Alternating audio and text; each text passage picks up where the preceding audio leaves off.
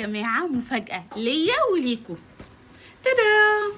فراخ معموله على الطريقه الهنديه، متغطيه ببقسماط الحمص ومعاها صوص تمر هندي وشطه. تعالوا نفتحها مع بعض نشوف شكلها عامل ايه من جوه. هما بيقولوا ان انا ممكن اقليها وممكن احطها في الفرن، بس انا هقليها. تمام. اوكي، شكلها كده عامل زي الناجتس. تمام. و ده صوص التمر هندي، بس تقريبا هو صوص تمر هندي ممزوج بالشطه، يعني تمر هندي مشطشطه. اوكي، هروح اقليهم ونيجي نشوف مع بعض.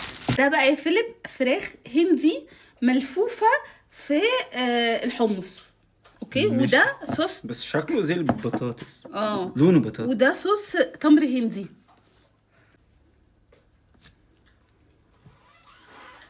رومانسيه يا ابني، رومانسيه عشان تعرف بس.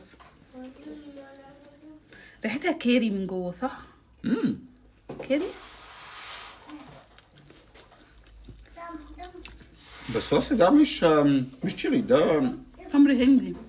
بس في سكر، صح؟ في سكر وعسل. مش عارف مسكر.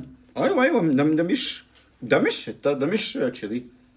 مش تشيلي خالص، مش تشيلي خالص، بس طعمه حلو، بس مش تشيلي يعني. جربها من غير صوص مره.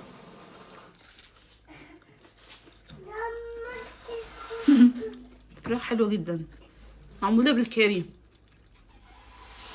حلو، بس بالصوص احلى بكتير. الصوص تحفه تحفه لا تحفه. ده بجد صوص تحفه، بس مش تشيلي. عايزه اجيب طريقته. لو حد يعرف طريقته يا بنات قولوا لي. صوص التمر هندي شوكة بس ريحة تحفة. حلوة برضو. تحفه. ده ريحة من كاري. دي ريحه الكاري. بجد حلو.